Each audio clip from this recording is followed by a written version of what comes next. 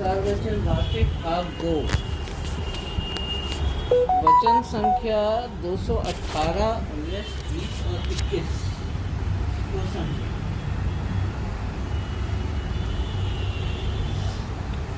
नाम लियो जिन सब कियो जोग जग आचार, जिनको नाम पर विशेष भाव नहीं है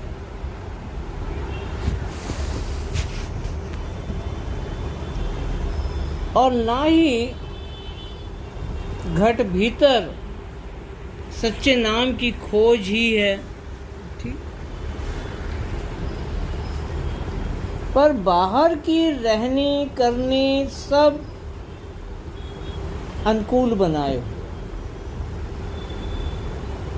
कोई पंगा नहीं, किसी से कुछ लेना देना नहीं, जबरदस्ती किसी में टांग अड़ाना नहीं, शांत भाव से। कौन?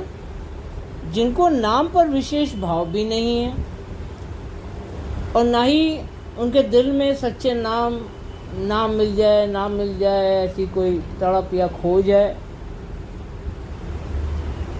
पर बाहर की जो उनकी करनी है, उनका आचार व्यवहार सब एक अनुकूल एडजस्टेबल है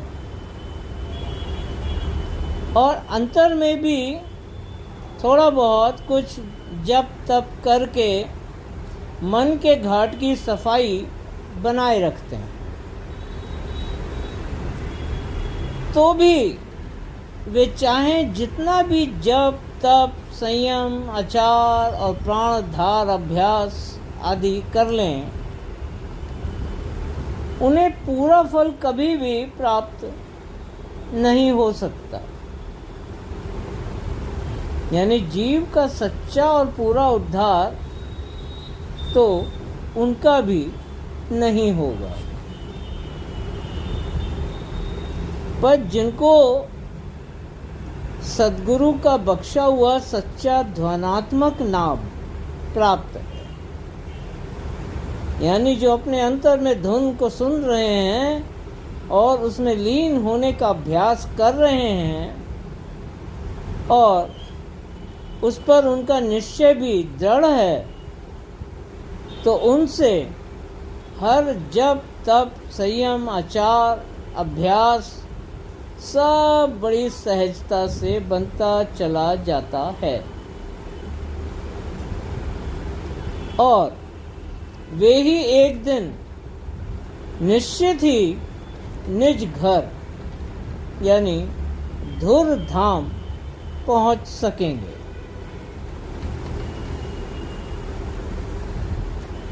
जिनको सद्गुरु का बख्शा हुआ सच्चा ध्यानात्मक नाम प्राप्त है, यानी अंतर में धुन शब्द धुन खुल गई, एक दिन निज घर पहुंच जाएंगे।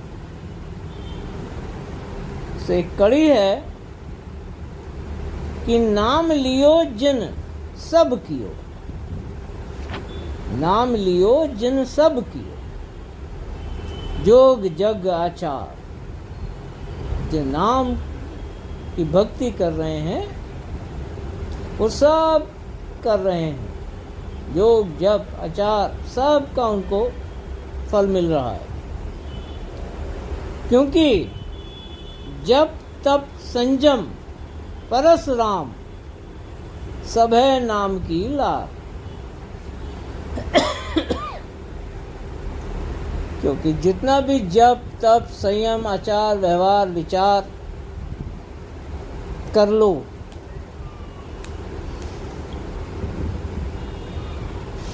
नाम के बिना सब अधूरा है, सब है नाम की लार। यह सच्चा ध्यानात्मक नाम संत सद्गुरु वक्त से ही मिल सकता है और मिलेगा। फिर इस सच्चे ध्यानात्मक नाम की अंतर में कमाई करने से, यानी विधि पूर्वक सुमिरन करने से सभी विकारों की जड़, मन के जितने विकार हैं सब विकारों की जड़ कटती चली जाएगी और धीरे धीरे मन और इंद्रियां भी वश में आती जाएंगी।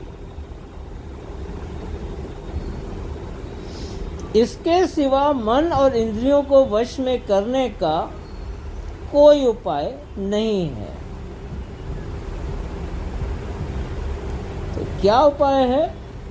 विधि पूर्वक सुमरन, तभी धीरे धीरे मन और इंद्रियां वश में आएंगी। यदि एक इंद्री को वश में करोगे तो दूसरी जोर मारेगी।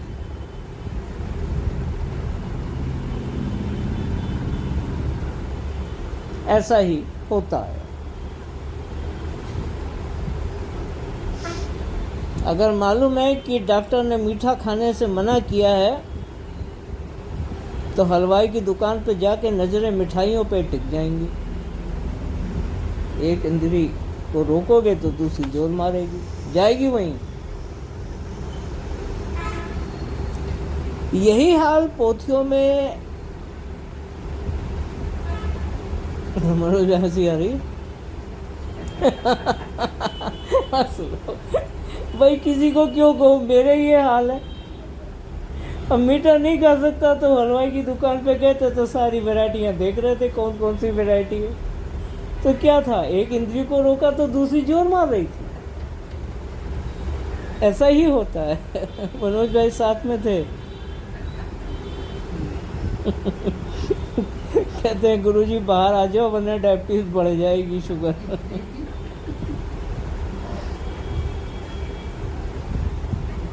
तो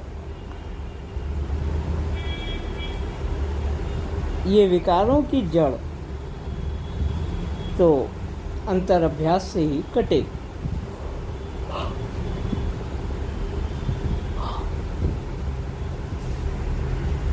और यही हाल पोथियों में लिखा नाम रटने वालों का साफ नजर आता है कि बेशक रात दिन माला जपते और पाठ करते रहते हैं, फिर भी विकार हैं कि दूर ही नहीं होते। विकार हैं कि दूर ही नहीं होते। जब बड़े बड़े मंडलेश्वर, मौलवी, पादरी व्यभिचार के केस में जेलों में बंद हैं तो फिर साधारण जीव की बात क्या की जा सकती है। सो चाहे रात दिन माला जपते रहो और पाठ करते रहो, पर ये विकार हैं कि कभी दूर नहीं होते। जो सद्गुरु वक्त, जो सद्गुरु वक्त का सच्चा गुरुमुख सच्चे नाम की बख्शीश लेकर अंतर में उस सच्चे ध्वनात्मक नाम की कमाई करे तो निश्चित ही अभ्यास के फल से धीरे धीरे एक दिन मन के सभी विकार और इंद्रियों की सब वासनाएं दूर हो जाएंगी। इसमें घबराने वाली कोई बात नहीं है। जब कहा कि सच्चा गुरुमुख, तो एक सत्संगी घबरा जाता है कि मैं तो बड़ा अभी कमज़ोर हूँ, मुझमें तो बहुत सी बुराइयां हैं, मैं सच्चा गुरुमुख कैसे हो सकता हूँ, मुझमें तो बहुत कमियां हैं, ऐसा सोचने लगता है। पर ऐसा है नहीं, ये उसका अपना ही भ्रम है। जिसके घट भीतर शब्द धुन खुल गई और वो उसमें लीन हो पाए या ना हो पाए, पर बिना नागा नियम से वो अंतर में जाके उस शब्द धुन को सुनता भर ही है। यही एक सच्चे गुरुमुख की निशानी है। यही एक सच्चा गुरुमुख है, जिसके घट भीतर धुन खुल गई और वो उसे सुन भर ही रहा है। एक दिन लीन भी हो जाएगा, पर लीन तो वही होगा ना जिसके घट भीतर धुन खुली और वो उसे सुनता है।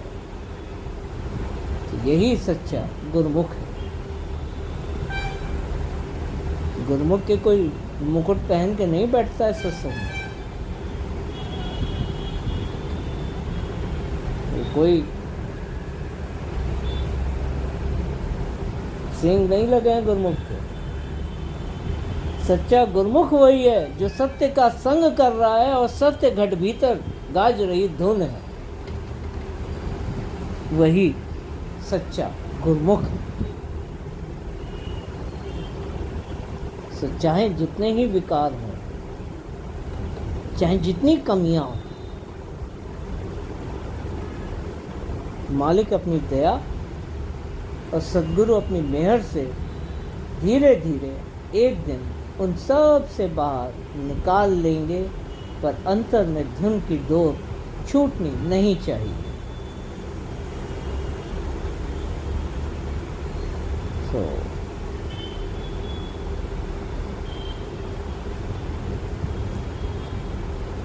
तो बेहतर यही है कि सच्चे ध्वनात्मक नाम की कमाई करे तो निश्चित ही अभ्यास के फल से, जो रोज अंतर में धुन को सुन रहा है, इस अभ्यास के फल से धीरे धीरे एक दिन मन के सब विकार और इंद्रियों की सब वासनाएं दूर हो जाएंगी। सिवाय इसके, इस सच्चे धनात्मक नाम के और कोई जतन विकारों और वासनाओं को दूर करने के वास्ते इस कलयुग में नहीं है। लाख कोशिश कर लीजिए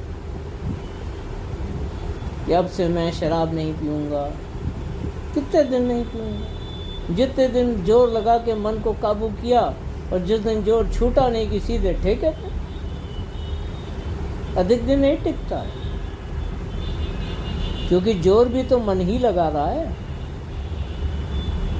मन को मन ही तो समझा रहा है कि शराब नहीं पीनी है, और कौन समझा रहा है? तो ये ज़्यादा दिन नहीं टिक पाता। पर जो धुन में लीन हुआ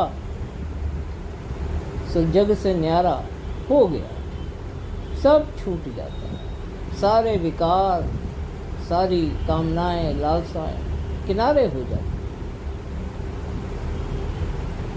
बस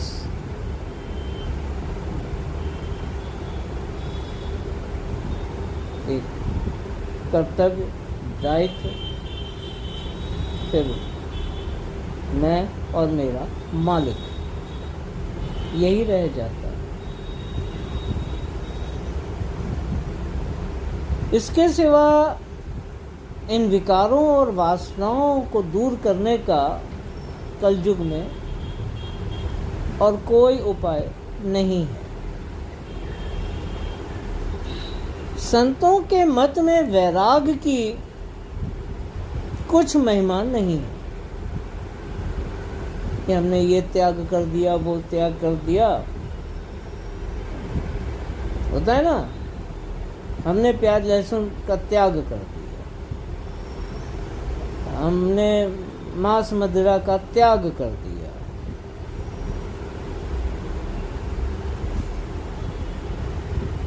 और क्या किया? बाकी सब किया। क्यों? क्योंकि किसी ने समझा दिया कि एक सत्संगी को प्याज लहसुन और मांस मदिरा का सेवन नहीं करना चाहिए।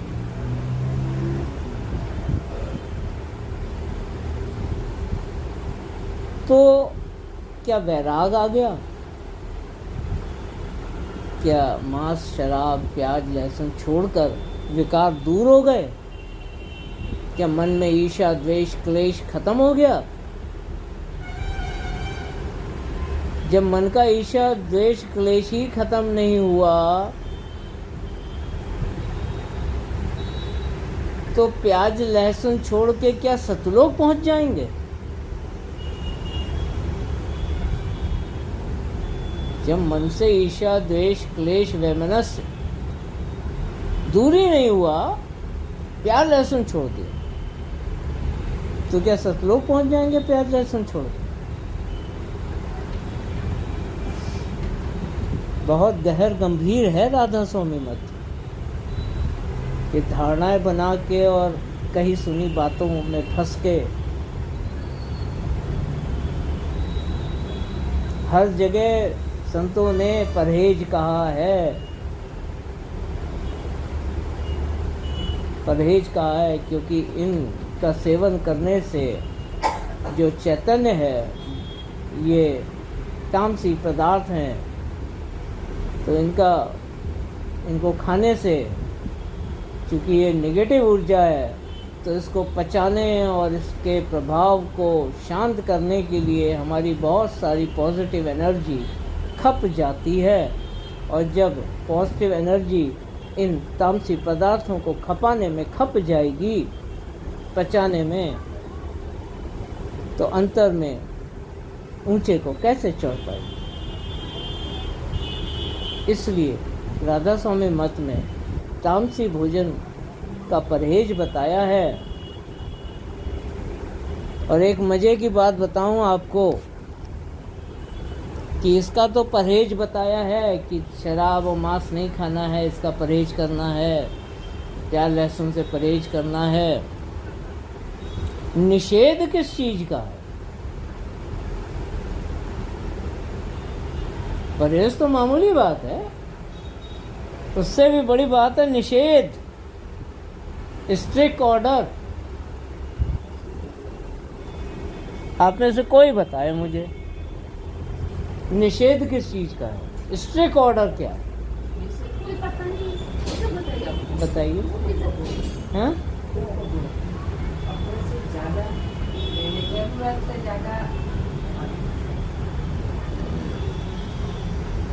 साफ साफ पोथी में लिखा है।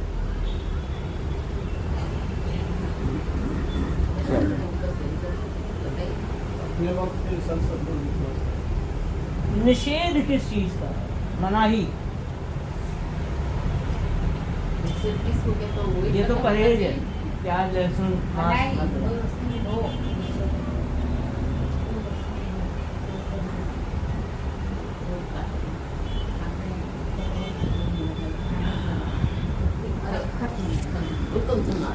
आप हैरान हो जाएंगे।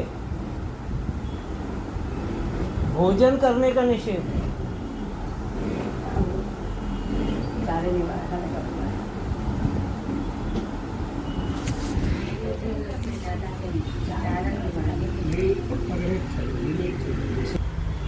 ये तो परहेज। मालिक कहते हैं कि अगर जो भी भोजन करते हो उसको धीरे धीरे घटाओ और 1/4 पर ले आओ। यानी सादी दाल रोटी, दाल भात खाते हो, वहां निषेध लगा दिया, उसको घटाओ और 1/4 लेकर आओ।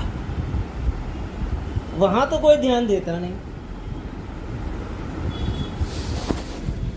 क्योंकि वो भोजन पचाने में भी तुम्हारी ऊर्जा खर्च हो रही है, अभ्यास नहीं बनेगा। भरपेट भोजन किया तो अभ्यास नहीं बनेगा, बिल्कुल नहीं बनेगा। ये तो मामूली सी बात है, कोई भी कभी भी देख सकता है। जिस दिन शादी पार्टी में खा पी के आ गए, उस दिन भजन सिमरन नहीं होता, ध्यान केंद्रित ही नहीं होगा, क्योंकि वो ऊर्जा वहां उसको पचाने में लग रही है। ध्यान कहीं हवा में से तो आता नहीं है ना, देह के अंदर ही है। तीसरा तिल भी देह में, जाना भी देह के ही अंतर में है। तो भोजन का निषेध।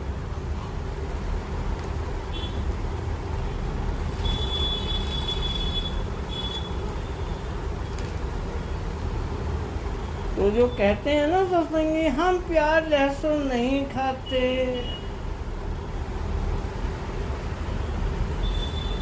अहंकार करते हैं, दिखावा, दुनिया को जता रहे कि हम बहुत बड़े पक्के सत्संग।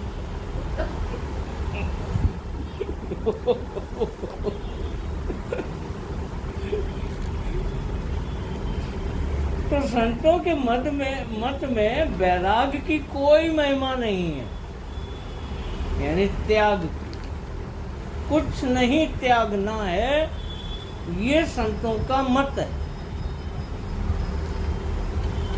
वैराग की कोई महिमा नहीं है, यानी फिजूल की बात है। फिजूल की बात का मतलब है कि भाई कुछ भी त्याग नहीं करना है। जो कुछ है, जैसा है, जिस रूप में है और जिस मात्रा में तुम्हें उपलब्ध है, उसको मालिक की मौज मान के स्वीकार करना है। उसको मालिक की मौज मान के स्वीकार करना है। राधा स्वामी मत, प्रेम का मत, सब कुछ स्वीकार करने का मत है, किसी को छोड़ने और त्याग करने का मत नहीं।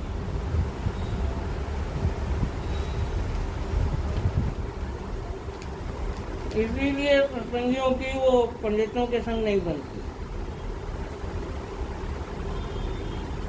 वो तो नियम, कानून, त्याग, बड़ी बड़ी बातें करते हैं। और राधा स्वामी मत में ना कोई नियम है, ना कोई कानून है, ना कोई त्याग। तो भला एक सत्संगी का एक पंडित के संग मेल कैसे हो? तो ये तो गृहस्थों का मत है, वैरागियों का मत नहीं है कि साहब जंगल पार जा रहे हैं, तपस्या कर रहे हैं। अभी मैं वो देख रहा था YouTube पर, कोई बाबा जी हैं बड़े मशहूर, वो अपना पता नहीं कितने साल से हाथ ऐसे किया हुआ है, सूख के लकड़ी हो गया पतली सी। क्या मिल गया? एक बाबा जी हैं, वो खड़े रहते हैं, जब सोना होता है तो झूला टांगा है उसमें सो जाते हैं, लेकिन खड़े रहते हैं सालों से। तो ये सब तमाशबीन या तमाशेबाजी करने का मत नहीं है।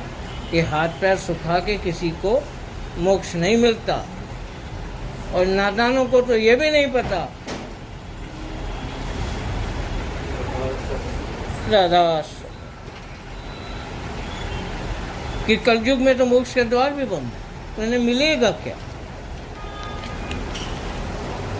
राधा राधा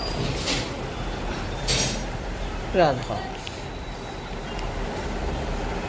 सो राधा स्वामी मत वैरागियों का मत नहीं है, ये तो गृहस्थों का मत है। गृहस्थी का मतलब रोटी रोजगार, घर परिवार की जिम्मेदारी, हर कर्तव्य और हर दायित्व, ये राधा स्वामी मत है। सो इस मत में सिर्फ गुरु भक्ति की ही महिमा है, वैराग की महिमा नहीं है। एक स्वस्थ जीवन जीना सिखाता है राधा स्वामी मत, अपने हर कर्तव्य और दायित्व के साथ। और महिमा सिर्फ गुरु भक्ति की है, कर्म कांड और त्याग की कोई महिमा नहीं है। सो जिसकी गुरु भक्ति सच्ची और पूरी है, उसके सामने वैराग आदि जो सब साधन बताए गए हैं ग्रंथों में, बिना साधना किए ही सब साधन।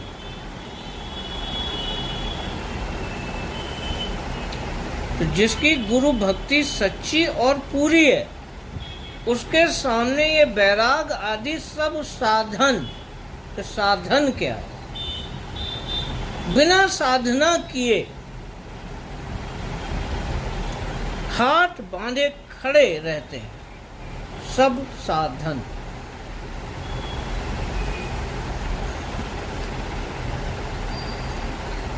साधन का अर्थ होता है सिद्धि।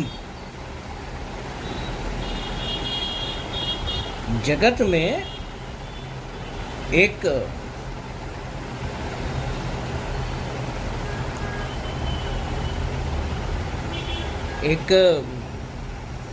महिमापूर्ण और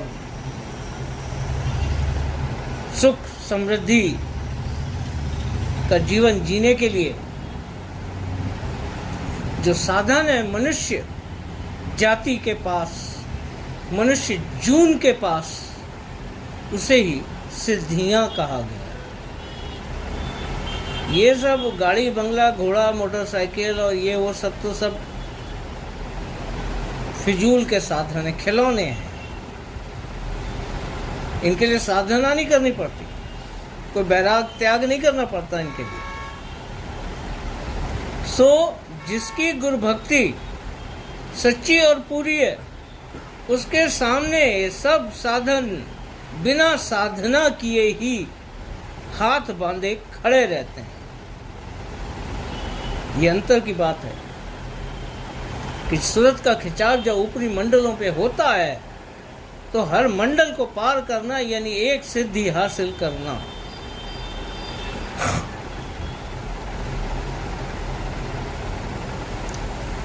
अष्ट सिद्धि नवनिधि के दाता, असबर दीन जानकी माता। अष्ट सिद्धियां होती हैं, 9 निधियां होती हैं और 10वां द्वार होता है। तो ये आपको अष्ट सिद्धि और 9 निधि तो दे सकते हैं, 10वां द्वार नहीं दे सकते। ये सिर्फ संत दे सकते हैं और इस द्वार के पार भी ले जा सकते हैं। सो जिसको जगत कामना मारा, उसके लिए राधा स्वामी मत नहीं है। सो जिसकी गुरु भक्ति सच्ची और पूरी है, उसके सामने सब साधन बिना साधना किए ही हाथ बांधे खड़े रहते हैं। ये सिद्धियां तो एक सत्संगी को मार्ग में ही मिलती चली जाती।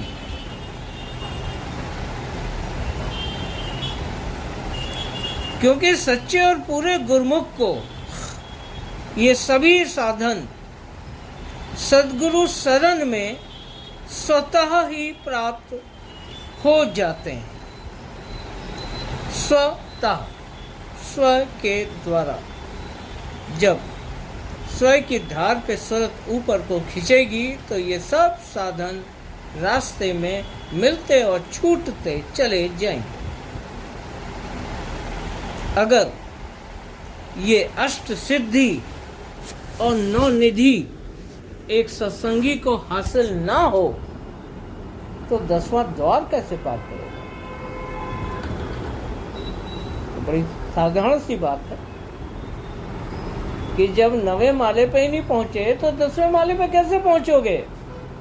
तो 10वें माला जो लक्ष्य है सत्संगी का, तो ये अष्ट सिद्धि और 9 निधि के लिए सीता माता से वर मांगने की जरूरत नहीं है। ये सद्गुरु शरण में स्वतः ही प्राप्त हो जाते हैं, कोई साधना नहीं करनी पड़ती।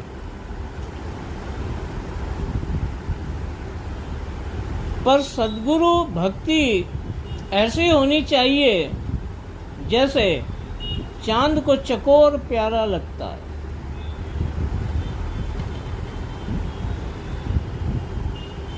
चांद को चकोर कब से प्यारा लगने लगा? चकोर को चांद प्यारा लगता है ना? चकोर को चांद प्यारा लगता है ना, चांद को चकोर थोड़ी प्यारा लगता है। पर चांद को भी चकोर प्यारा है।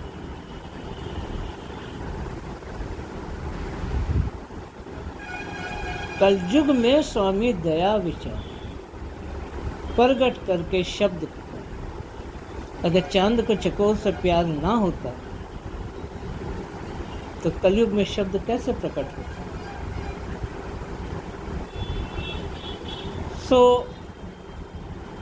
पर हम तो चकोर हैं ना, हमें तो चांद से ही प्यार करना होगा तभी शब्द की बख्शीश होगी।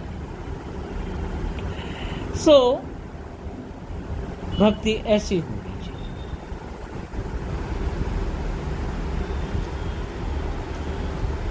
जैसे पतंगा होता है, पतंगा बोलते हैं जो नहीं, वो जैसे जब आप दिया मोमबत्ती जलाओ तो उसमें आके एकदम भुन गए, उसमें जल जल के मर जाती है। जैसे पतंग को दीपक प्यारा होता है, हिरन को नाद प्यारा होता है। हिरन, आप नाद का मतलब कि कोई भी नाद अगर आप बजा रहे हैं या गा रहे हैं तो हिरन हिलेगा नहीं, खड़ा होकर सुनता रहेगा, मगन हो जाएगा।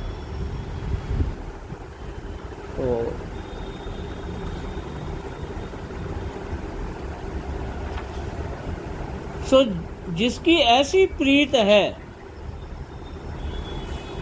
उसी का नाम गुरमुख है, उसी का नाम गुरमुख है। लोगों का ऐसा ख्याल है कि पवित्र होकर और पवित्र स्थान में बैठकर मालिक के नाम का सुमिरन करना चाहिए। सुबह उठ के नहा के धो के पवित्र हो के साफ सुथरा झाड़ू पोछा लगा के आसन वासन बिछा के फिर नाम का सुमिरन करना चाहिए। तो ये सिर्फ मूर्खता और नादानी है। जो नाम जरा सी अपवित्रता या गंदगी में घुल जाए या नष्ट हो जाए, कि आप गंदे स्थान पे बैठ के नाम ले लिए, अब उसका कोई वो नहीं है, तो जो नाम जरा सी गंदगी या पवित्रता में नष्ट हो जाए तो वह सच्चा नाम तो नहीं हो सकता। नाम जो सच्चा है वह तो सबसे बढ़कर जबर और सामर्थ है। सबे नाम की लार। फिर जीव के भीतर चाहे जैसी भी, बाहर की बात तो छोड़ दी, नहाना धोना और आसन बिछाना झाड़ू लगाना, जीव के भीतर चाहे जैसी भी अपवित्रता हो और ऊपर से अंदर विकारों से भरा हुआ है और जगत का सबसे बड़ा और घोर अपवित्र स्थान ही क्यों ना हो, कितना अपवित्र स्थान मानेंगे? शौचालय, कूड़े का ढेर, गंदगी का, शमशान घाट, कब्रिस्तान, इन्हीं को मानेगा पवित्र। तो संसार का कोई घोर से घोर अपवित्र स्थान ही क्यों ना हो और जीव के अंदर मलिनता भरी हो, सच्चे नाम की वह समर्थ है कि वह सबको पवित्र कर सकता है। और जो इस सच्चे नाम की छुअन में भी आ गया तो पवित्र हो जाता है। ये है सच्चा नाम। और जो जरा सी गंदगी में नष्ट हो गया वो तो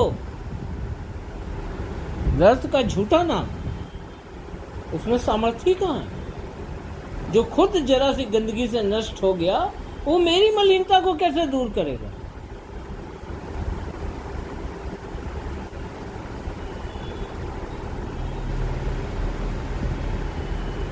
तो नाम का सुमिरन कोई भी कभी भी कहीं भी कर सकता है, इस सच्चे ध्वनात्मक नाम का सुमिरन।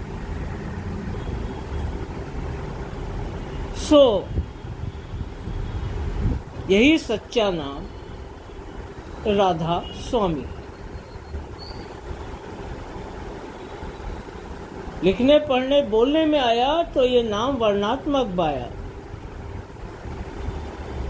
और अंतर में सुना तो ध्वनात्मक पाया। तो वर्णात्मक नाम की भी महिमा कम नहीं। इस नाम को अगर हृदय के घाट से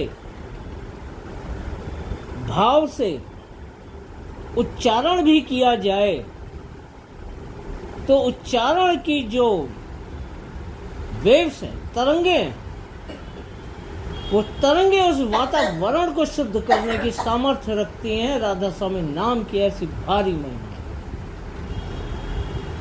पर हृदय से भावपूर्ण ये नाम लेना चाहिए।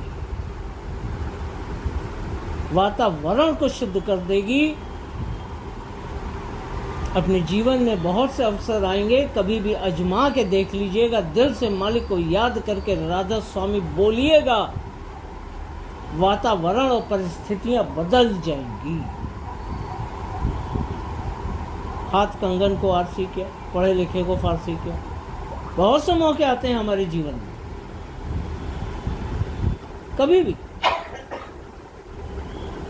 पर सच्चे दिल से, जबान से नहीं।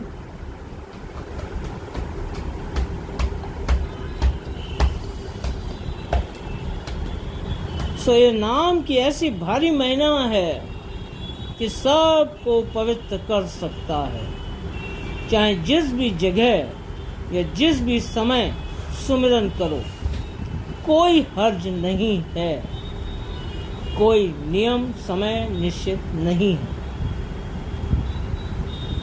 चाहे जिस भी जगह और जिस भी समय और जिस भी हाल में सुमिरन करो, कोई हर्ज नहीं है। जो बुरे से बुरा और गंदे से गंदा स्थान है वह भी सच्चे नाम के प्रताप से शुद्ध और पवित्र हो जाए। ये सच्चा ध्वनात्मक नाम सद्गुरु वक्त के ही पास है और उन्हीं के संग साथ सानिध्य, सेवा, सुमिरन, सत्संग और भक्ति से मिल सकता है। कलयुग में सच्चे और पूरे उद्धार के वास्ते सिवाय सच्चे नाम और सच्चे सद्गुरु वक्त की भक्ति के दूसरा कोई उपाय नहीं है। कलयुग नाम आधारा,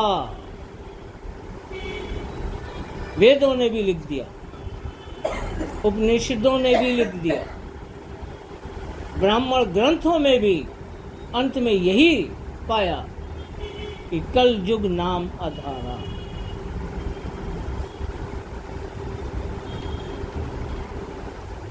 और इसके सिवा किसी भी करने से जीव का काज पूरा ना बनेगा, अधर्म में ही लटकेगा, मार्ग में ही अटकेगा, पर काज पूरा ना बनेगा।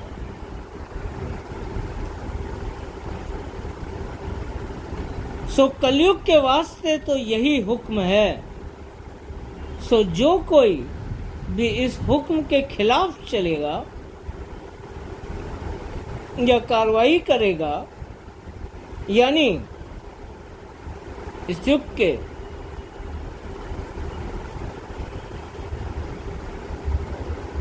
हुक्म के खिलाफ चले और कार्रवाई करे, तो हुक्म के खिलाफ कार्रवाई क्या है?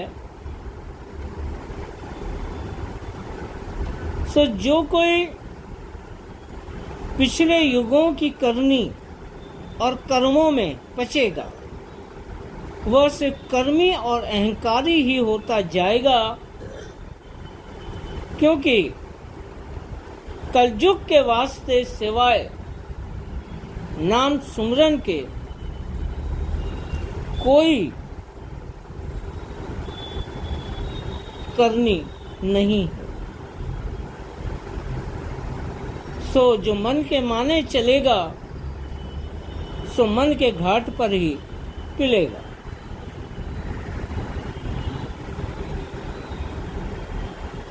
और अपने अंदर अहंकार बढ़ाता जाएगा और कर्मों का बोझ उसे दबा देगा, अहंकार ही हो जाएगा और बजाय निर्मल होने के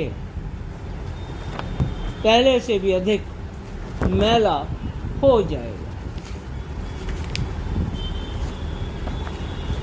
यही हाल उन नादानों का भी समझना चाहिए जो पिछले हो चुके संतों, महात्माओं और जोगियों की टेक पकड़कर या पहुँचे हुए महात्माओं की समाध और मजार और कब्रों पर टेक पकड़कर एक ही जगह खड़े रहकर कदम ताल करते रहते हैं। कदम ताल यानी एक ही जगह खड़े होकर लेफ्ट राइट कदम चला रहे हैं, कहीं नहीं जा रहे हैं, कहीं नहीं आ रहे हैं, जहाँ हैं वहीं पड़े। सो यानी सिर्फ पोथियों में सर खपाते हैं और खुद को बड़ा परमार्थी समझते हैं। वे अपने वक्त के सद्गुरु की ना तो खोज करते हैं और ना ही उनसे सत्संग ही बन पड़ता है।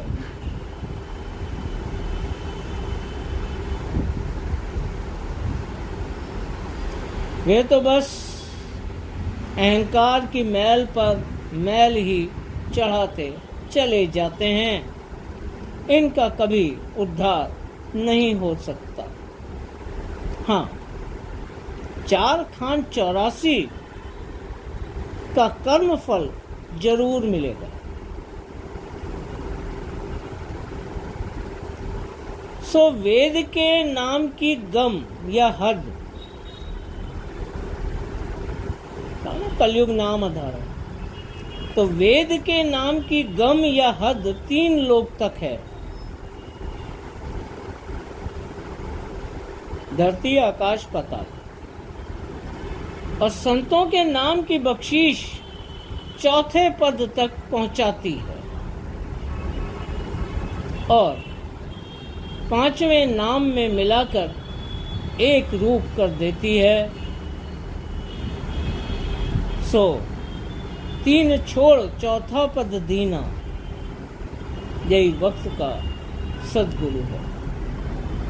3 छोड़ 4था पद दीना, सतगुरु सत्य नाम तब चीना। तब समझ में आता है सत्य नाम क्या है, वरना वेदों के नाम को पकड़कर और पिछलों की टेक को पकड़कर सिवाय कदम ताल करने के कुछ हासिल ना हो। सो तीन छोड़ चौथा पद दीना, सदगुरु सत्य नाम तब चीन। तो चौथे पद की अभिलाषा करनी चाहिए और जगत के नामों से बचना चाहिए। सद्गुरु स्वामी सदा सहाय।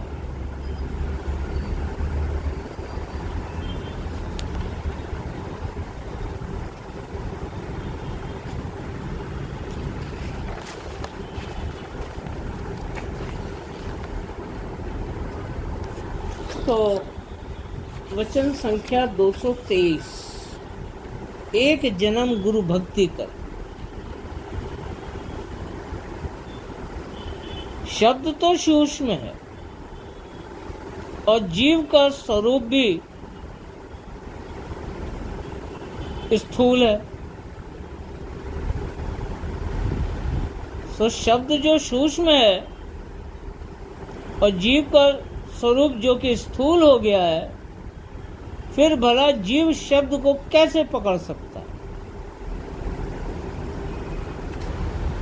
हाथ में हवा तो नहीं आती, स्थूल से सूक्ष्म तो पकड़ में नहीं आता। जीव की इस स्थूलता को दूर करने का उपाय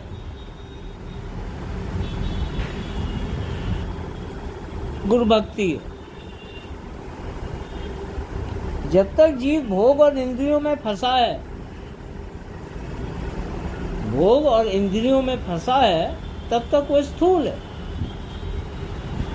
तो जीव सूक्ष्म कैसे हो सकता है? सो जीव की इस स्थूलता को दूर करने का उपाय सिर्फ गुरु भक्ति ही है। सो जब तक गुरु भक्ति उचित रीत से ना बनेगी, तब तक जीव में शब्द से जुड़ने का अधिकार पैदा नहीं हो सकता, शब्द नहीं खुलेगा।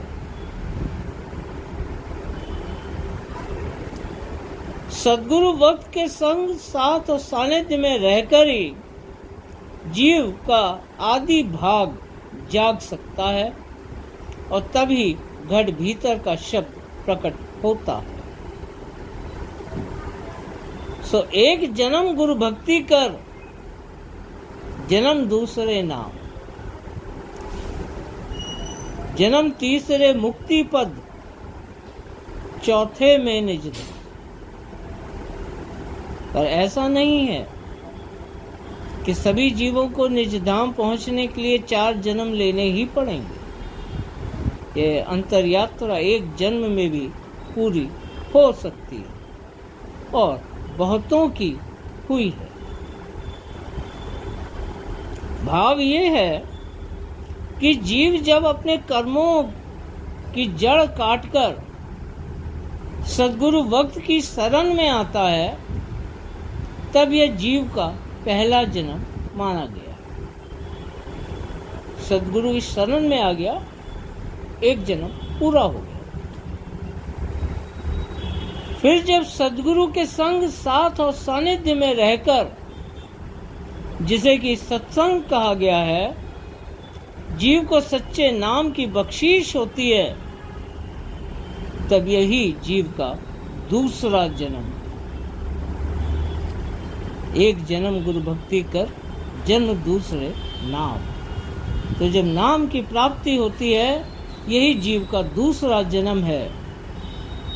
तब अंतर में विधि पूर्वक नाम की कमाई और अभ्यास करके जीव जब त्रिकुटी घाट पर पहुंचता है और ब्रह्मांड के छोर यानी 10वें द्वार को पार करता है,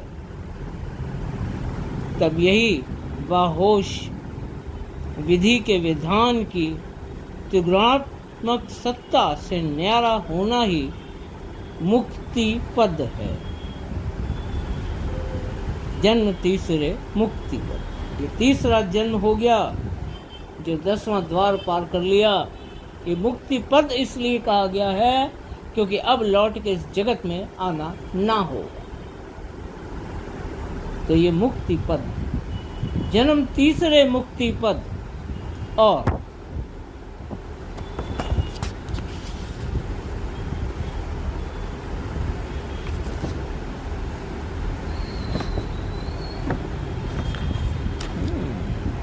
प्रिंटिंग और 10वें द्वार के पार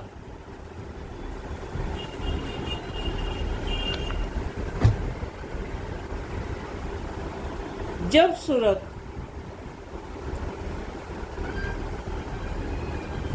मानसरोवर के घाट पर निर्मल होकर सत्य देश में प्रवेश करती है, तब ये चौथा जन्म है। चौथे में निज धाम। तो जब सूरत निज धाम पहुंच गई तो यही चौथा जन्म है, और ये अंतर यात्रा एक ही जन्म में पूरी हो सकती है। इसके लिए 4 जन्म लेने की आवश्यकता नहीं है, और ना ही 4 जन्म लेने की बात या अनिवार्यता कही गई। सत्संगी बाबूजी महाराज के एक वचन को पकड़ के बैठ जाते हैं, जबकि बाबूजी महाराज फरमाते हैं कि जो बीजा पड़ गया तो 4 जन्म में तो उद्धार हो ही जाएगा। इस वचन को सत्संगी पकड़ के बैठते। तो क्या बाबूजी महाराज कुछ गलत कह रहे हैं? नहीं, हम गलत समझ रहे हैं। बाबूजी महाराज वही कह रहे हैं जो मालिक ने फरमाया है, एक जन्म गुरु भक्ति कर, जन्म दूसरे नाम, जन्म तीसरे मुक्ति पद, चौथे में निज धाम।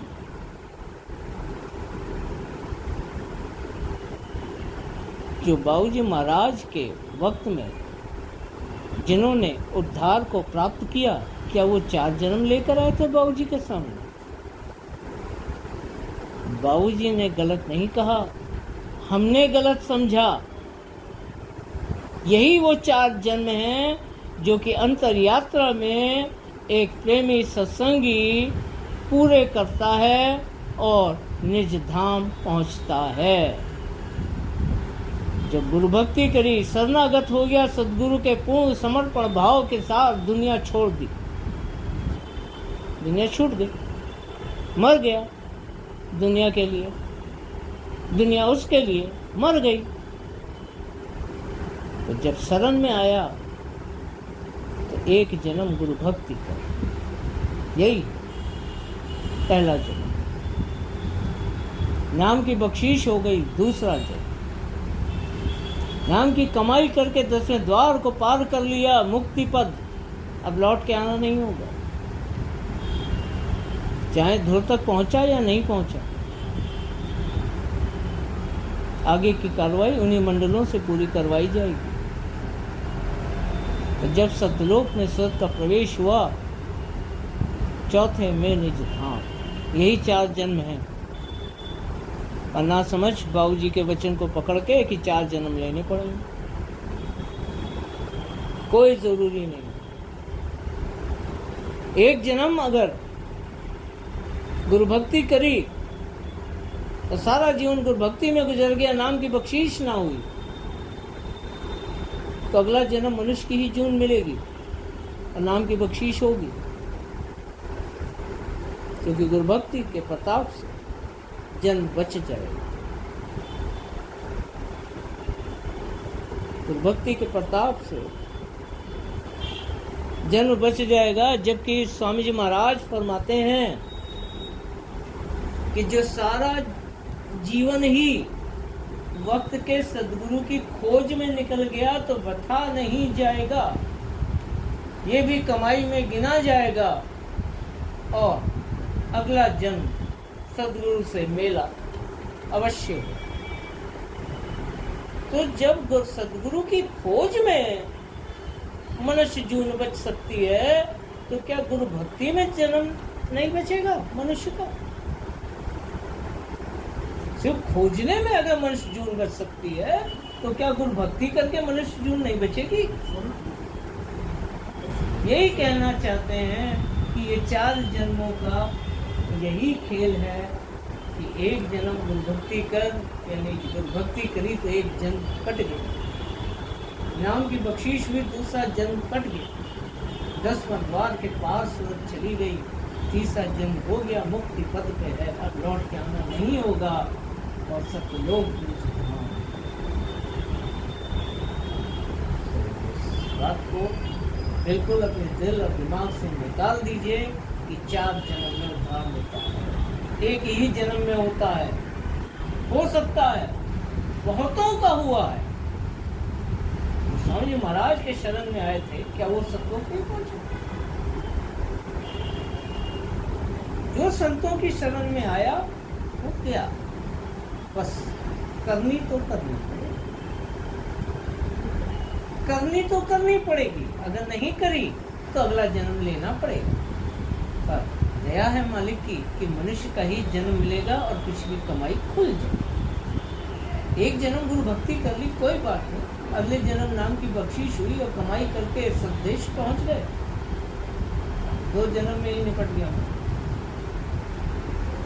ये 4 जन्म अंतर के हैं, ना कि भौतिक जगत। राधा स्वामी मत अंतर का मत है, भौतिक जगत का मत नहीं है।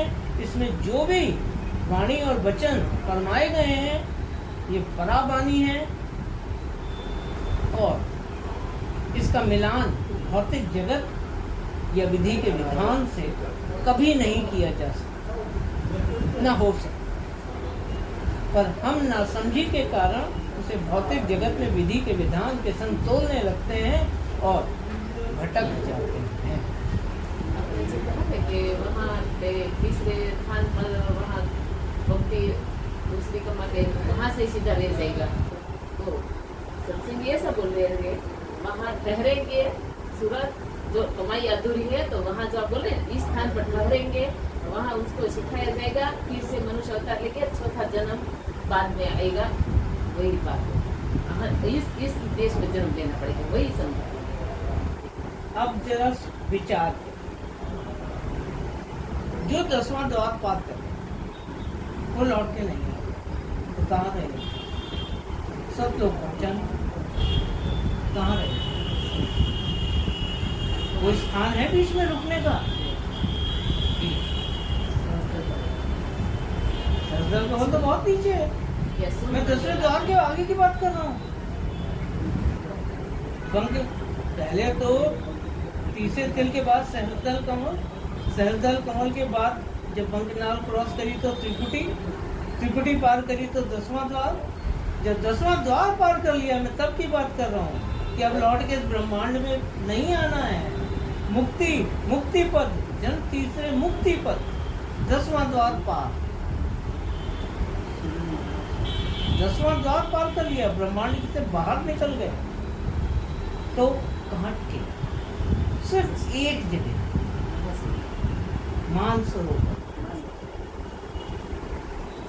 मानसरोवर के घाट।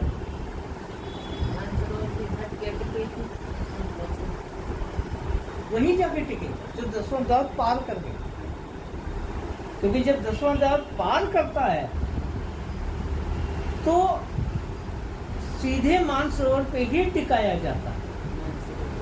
10वां द्वार पार का मतलब मानसरोवर, और कहीं नहीं। तो मानसरोवर के घाट पे टिके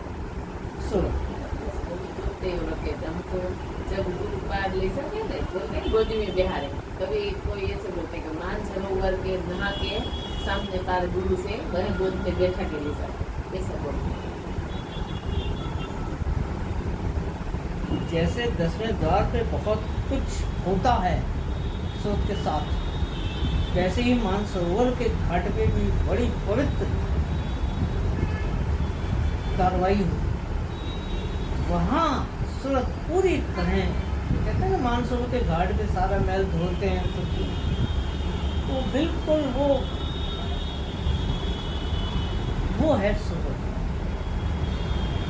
भस्म, उससे पहले तो मैल चढ़ा।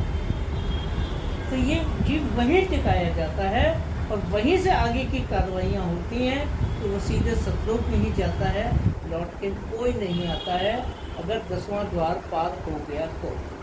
ठीक है, सतलोक नहीं पहुंचा ना, कोई बात नहीं, लेकिन वो काल की हद से बाहर हो गया। बाहर हो गया। उसको कोई 2 अरब साल नहीं लगेंगे सतलोक पहुंचने में। मालिक कहता है छिन में करूं निहाल, ये कार्रवाइयाँ एक छिन में हो जाती हैं। वहां से चीन में करूंगी वही कर। तो ये है 4 जन्म, और हमें इन 4 जन्मों को कमाने की जरूरत करनी चाहिए। यही हमारा असली जीवन है। जो अंतर का जीवन है वो 4 जन्मों का जीवन है। बाबूजी महाराज कहते हैं कि बीजा पड़ गया तो 4 जन्मों में तो काज पूरा हो ही जाएगा। वो यही समझा रहे हैं, ना कि इस भौतिक जगत में 4 बार पैदा होने की बात। तो बस वही समझ रहे कि 4 बार पैदा होना। तभी मैंने कहा कि लोग उस वचन को पकड़ के बैठे। अरे 4 जन्म में तो हम तो बस गए, हमें उद्देश्य हो गया, 4 जन्म में तुम निकल ही जाओ। क्योंकि वो अभी 3 जन्म यहाँ भोगना चाहते हैं, यहाँ मजा लेना चाहते हैं, जल्दी नहीं है उन्हें कोई। इसलिए तो बोल रहे थे कि आपको क्यों विश्वास आता है। हमने 4 जन्म तो क्या, तो सामने स्वामी जी महाराज आएगा तो सबके दिल में प्रेरणा होगी, सबको पता चल जाएगा। कहानियाँ मन घड़ंत कहानियाँ महाराज आ गया, सबको पता चल जाएगा। ऐसे कैसे पता चल जाएगा? ऐसे क्या सूद हो गया? ढोल बजा कर आएंगे कि मैं आ गया। अरे जिसकी गरज है वो ढूंढेगा, वो पाएगा। इतनी शुद्धता इस दुनिया में होती है कि सब पता चल जाता है सबको। वो कोई 5 सूरज निकल आएंगे क्या कि बस सब जगह उजाला होगा? क्या रात खत्म हो जाएगी? उजाला ही हो जाएगा क्या? मन घड़ंत बातें बोल बोल के अंधे हैं, अंधे बना। तो क्या बच्चे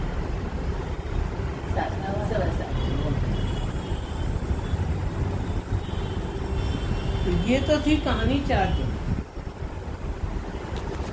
1 जन्म गुरु भक्ति कर